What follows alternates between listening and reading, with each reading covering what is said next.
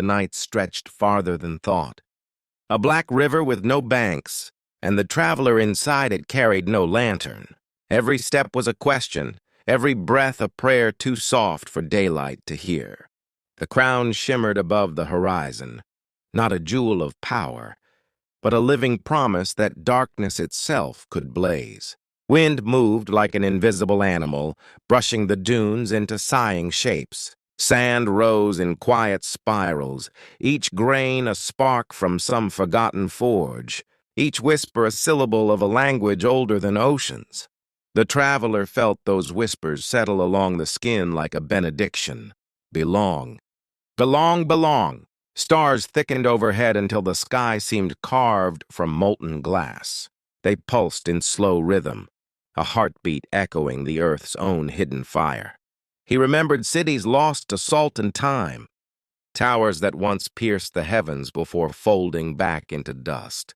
He thought of faces he had loved, eyes like moons, voices like rain, and how even their memory now burned like distant constellations.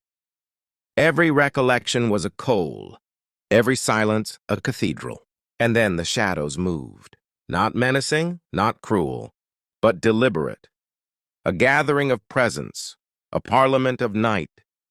They reached across the valley, threading streaks of black and ember, weaving with care as if each strand carried the weight of 1,000 years. From canyon walls and cedar groves, from the hollow of old wells and the bellies of mountains, darkness unspooled itself into braids of starlit smoke.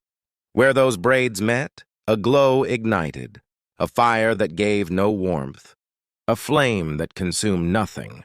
The traveler knelt without knowing why. Perhaps every soul recognizes a coronation when it comes.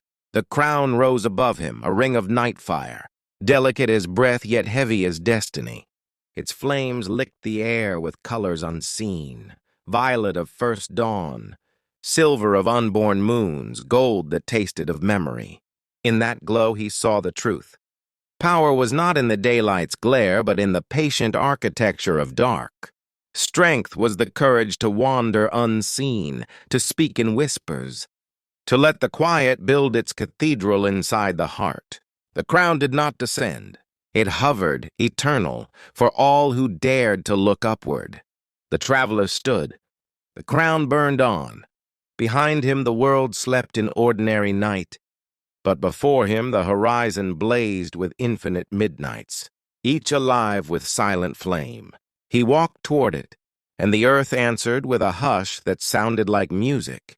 And so the story continues, every step a spark, every breath a verse, until the whole sky itself becomes a single, endless poem of shadow and fire. Beneath the endless dome of night, where silence folds over the world like a velvet tide, the shadows gather, weaving their quiet majesty. They do not rush, they do not falter.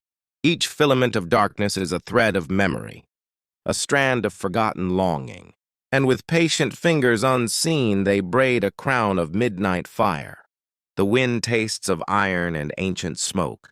The earth exhales the cold perfume of stone. Every tree stands as a black sentinel, every leaf a trembling witness to the ceremony of the hour. Above, the stars are not mere lights, but glowing embers scattered from the forge of creation, each one a vow that even the deepest dark cannot swallow all radiance. The moon hangs low, a pale and perfect witness, its face veiled in the haze of distant dreams. It knows the craft of these silent artisans, how they pull the ink of night into threads, how they catch the faintest glimmer of starlight and twist it into burning filaments. Slowly, imperceptibly, a diadem takes form. Not of gold, not of silver, but of pure midnight. A flame that burns without heat, a fire that feeds on mystery itself. They crown the hour. They crown the earth. They crown the wanderer who walks alone, heart full of questions too heavy for daylight. For it is not the sun that grants sovereignty here, but the hush of shadow and the pulse of unseen flames. This is the kingdom where fear becomes wonder, where silence speaks in a language older than stone, where every heartbeat is a star collapsing and every breath is a hymn to the eternal unknown. The crown is not for kings. It belongs to the quiet soul who stands still and listens, to the seeker who dares the dark and finds the dark alive. It belongs to the dreamer who feels the slow burn of night's hidden fire and knows that what glows unseen is sometimes the truest light of all.